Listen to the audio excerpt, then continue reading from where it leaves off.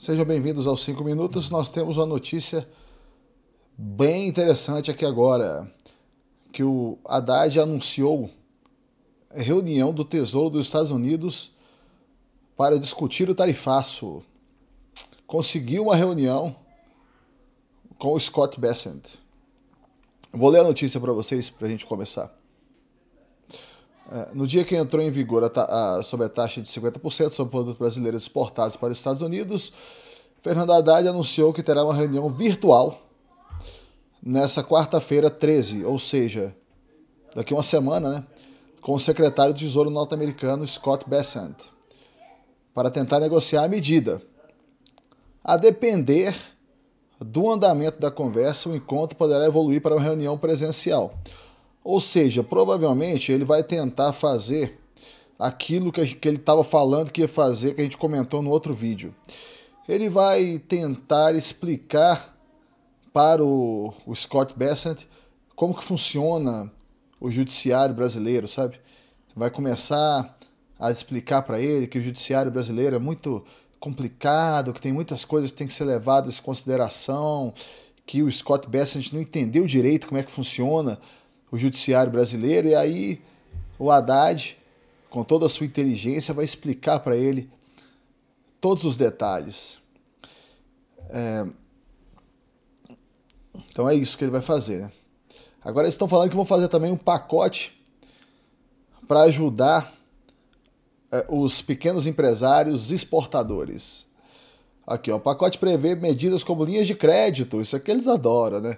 Fazer você pegar dinheiro emprestado, eles adoram. E aumento de compras públicas, total também. Aumento de gasto público, contas de compras públicas das empresas, isso aqui é uma maravilha, né? A proposta deve ser publicada por meio da medida provisória, mas ainda depende do aval do presidente. Vamos ter um plano muito detalhado para começar a atender sobretudo aqueles que são pequenos e não ter alternativas de exportação senão os Estados Unidos. Cara, eu fico pensando, se eles querem ajudar o pequeno empresário brasileiro, tem uma medida muito simples que poderia ser feita. Por que que eles não simplesmente reduzem os impostos? Não seria lindo isso? Simplesmente eles reduziriam os impostos, que são possivelmente os maiores do mundo, ou se não são os maiores do mundo, está muito perto disso, e aí seria fácil. Não teria problema nenhum, já melhoraria muito essa situação. Eu tenho que lembrar também, a gente tem que falar desse negócio, eu não tenho que falar disso sempre. A irresponsabilidade política que o governo brasileiro está tendo nesse tempo é o que está causando todo esse problema, e se não está só causando, está também agravando. Por exemplo, todas essas coisas que o Lula está sempre falando, que o Brasil dos brasileiros, nós temos que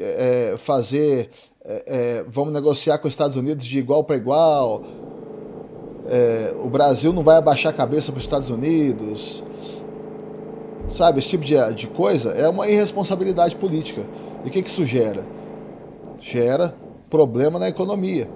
Se a gente tivesse um governo que simplesmente ficasse calado, sem falar nada, por exemplo, vamos avaliar essa questão das falas do Lula. Se o Lula tivesse sem falar nada, era muito melhor pra gente. As falas dele estão piorando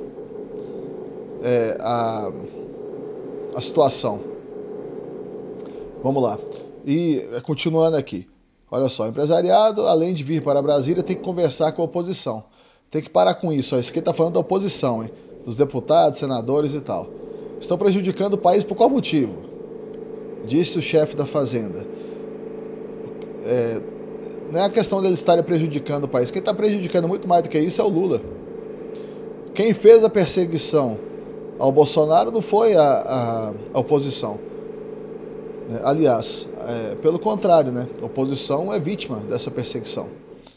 Então, ele está falando uma coisa aqui, mas ele está na oposição dele, né? Ele está invertendo.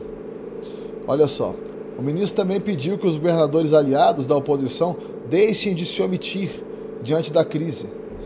Não é fingir que não tem nada acontecendo, se esconder debaixo da cama e desaparecer, disse ele. Para ele, é essencial separar as discussões econômicas das disputas políticas. Esse é o problema, isso não tem separação. Quer que o quê? Quer que se instale uma ditadura, se faça tudo que se quer fazer politicamente, e os Estados Unidos, que está falando num país que é da abrangência dele, que está dentro do range de abrangência dele, e os Estados Unidos vai ficar quieto? Né? Agora falando do tarifaço, que a sobretaxa entrou em vigor, tudo mais, e o presidente vai anunciar uma ordem executiva colocando isso como emergência nacional. Emergência nacional. Agora, tem um outro ponto que eu gostaria de trazer para vocês aqui, que a gente não tem sido falado, que é o seguinte: e os impostos que o Brasil cobra das importações, ou seja, do que outros países exportam para o Brasil? Que hoje em dia, se um cidadão comum tentar importar um produto qualquer, se for acima de $50, é 92% de tarifa que a gente toma na cara. Eu, por exemplo, gostava de importar várias coisas. Comprava lá no AliExpress, igual todo mundo. Agora como é que eu faço? Eu tomo 92% de tarifa em cima. E na verdade o que isso causa é o seguinte: você acaba não importando nada mais, né?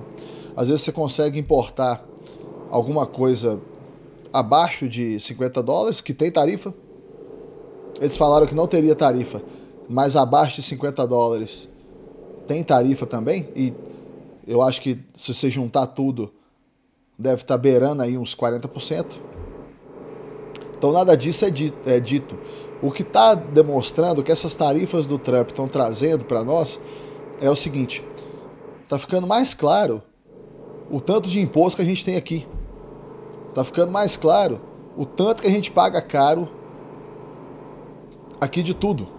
Eu estava vendo mesmo um vídeo falando sobre isso recentemente, do tanto de tarifa que a gente paga nos veículos.